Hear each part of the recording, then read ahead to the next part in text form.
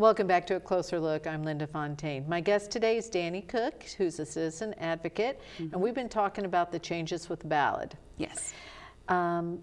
Let's talk about that a little bit more and your concerns and all these changes, and tell me about that.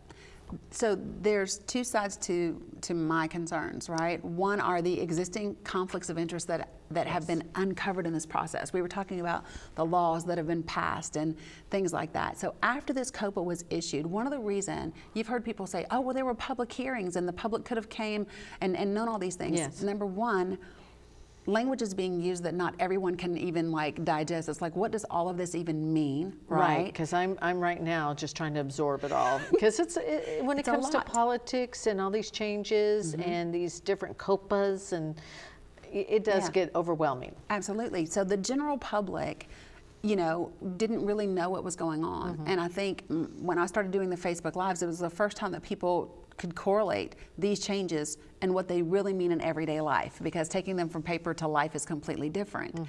And then it wasn't until changes started to happen that people started to take notice. And the reason why no one knew beforehand that those changes were coming is because Gary Hicks introduced a piece of legislation in the House called HB 2020. HB 2020 went on to become SB 2048, which was sponsored by Rusty Crowe.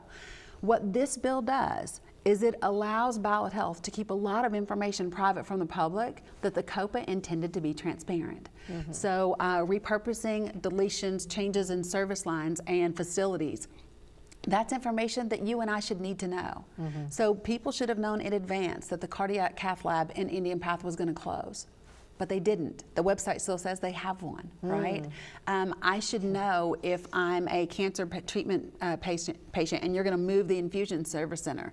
These are things that people should know about. And this legislation was passed and allows them to keep it private. My concern is Senator Rusty Crowe is he has a contract from a company, Shared Health Services, with Ballot Health.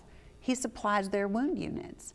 So if you're a senator, you are not supposed to be sponsoring legislation where you receive monetary compensation. It's a conflict of interest, if not a very serious violation of ethics and the Senate ethics. And so, that's something that I truly want to be looked into, because you can't listen to how dangerous this is. If you pass legislation that protects an entity from state and federal antitrust laws, and then you have those state representatives passing legislation on behalf of a company that they receive monetary benefit from and kickback from, that is an issue. And it puts the public at risk in terms of employment, in terms of health care, on so many levels. And it's a scary thing, because who's going to be your advocate at that point? Who do you go to if they wrote laws to keep the federal government out and your state legislatures are working on behalf of the healthcare agency? That's scary. You uncovered a lot more than you expected to. Absolutely. Which is being concerned with the NICU going away. Yes. Now this has opened up a can of worms that's something that you feel a lot of people need to know about. Yeah, they really do. I mean, the NICU for me was personal, because my grandbaby was born there. 1 pound and 3 ounces, the size of a pin. So I literally owe them my life and anything that I can do, which is why I'm so passionate about what I'm doing now. When I tell you I love them, I love them. NICU families are very close. Absolutely, we are. And I have a cousin, a very close cousin, who had a baby that was born like 24 weeks, and they were in the NICU for close to 6 months, and she's very close to that staff. Absolutely. She goes back all the time, and I donate, to their little milk bank and things all the time. Yes. Whatever I can do. Veronica says help out, and the family, we do, because it saved her baby's life. And now think about that. So when we think about that relationship, this is one of the things, one of the studies that I was reading in the National Library of Medicine and National Institute of Health. One of the things that's crucial, not just to the baby getting better and doing well, but to the family doing well, because there's often a delay into normal family and parenthood. When your baby is in an incubator, you can't love and you can't establish the same attachment. You have to have a relationship with that staff so that you know every time they're putting a port in your baby's head or a port in your baby's chest, that they're going to do what's in the best interest of your baby. You can't do that if your baby's an hour away and you can't get there. It's complete faith and trust and prayers. Right. Where's the relationship? You have to have relationship, and that's the part that I believe Ballot Health is leaving out. It's not just about volume produces better results, because number one, that's from the 2004 American Academy of Pediatrics. 2012 does say that, but here's what it also says, and I brought it with me. The 2012 American Academy of Pediatrics says that volume, while it does account for 9% improvement in outcomes, other hospital characteristics account for 7%. And here's the part where it gets really scary. It also says that babies who need level 3 care, babies who, and we know that 268 babies were in the Holston Valley NICU in the last year.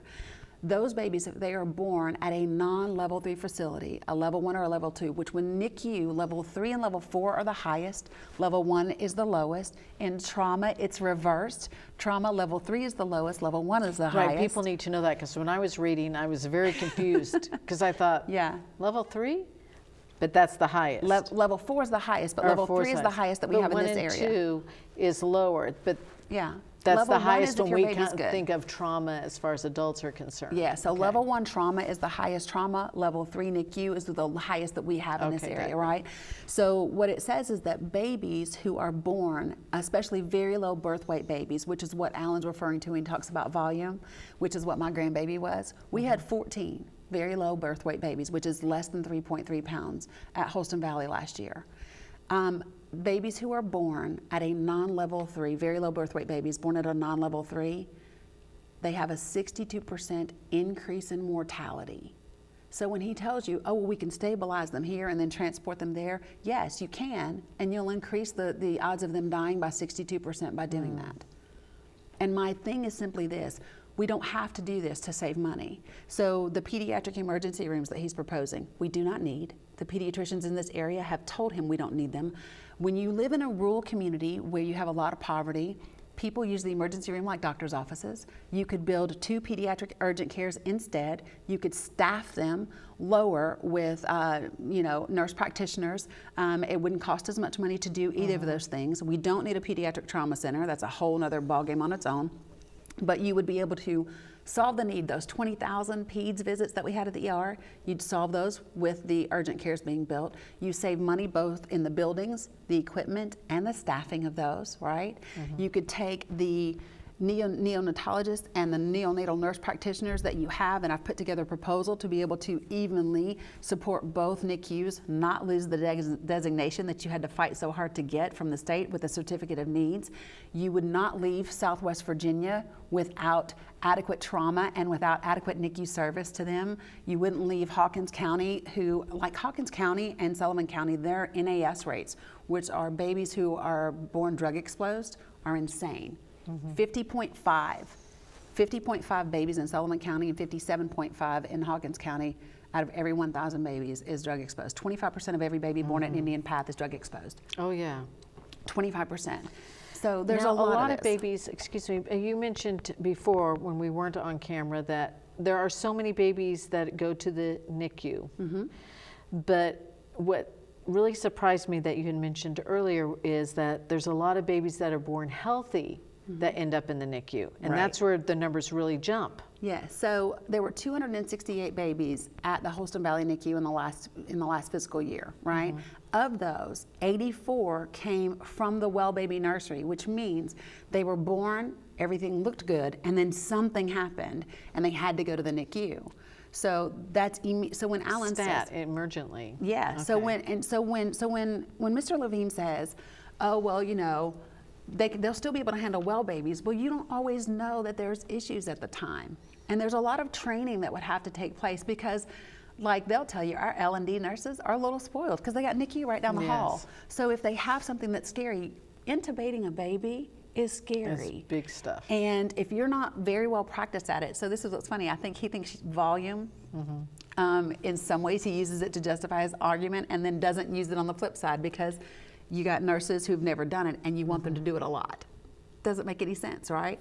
So here's my thing to kind of sum it all up. We need to be looking at the corporate pieces of this. Why is Eastman so quiet? Why does Eastman have executives sitting on the Ballot Health Board? What's that relationship? When we know for a fact that with the chemical and industrial plants that we have here, we need a level 1 trauma center. Last week is perfect evidence of that. You know, I think God was kind of knocking on the window a little bit saying, pay attention. Yes. Right? That's the first thing that you want to look at, because you can't go from having 28 specialties, which is what's required for a level 1 trauma center, to 4. And those 4 do not include ortho or neurology, and think that this community is going to be okay when it comes to trauma, because they're not.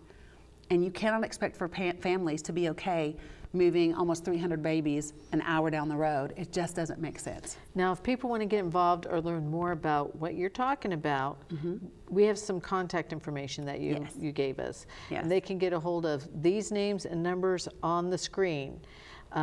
There's a lot of them. We can need, what are a couple of the most important ones, or quickly that people can get to learn the most information or talk to? What's going to make the biggest impact? Which numbers can people? So you want to be talking to the COPA oversight folks. So you want to be talking to Eric Bodine, you want to be talking to Larry Fitzgerald, and you want to be talking to the Tennessee State Health Department and the Tennessee Attorney General.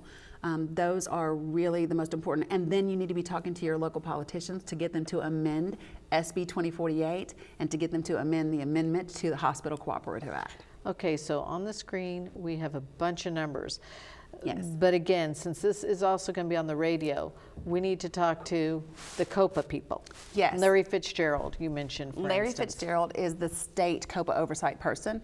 Eric Bodine is the Virginia COPA oversight. Okay. Jeff Ackerman, Judy Connect, John Dreisner. Yes. Okay, great. Well, thank you, Dani. You are a font of information.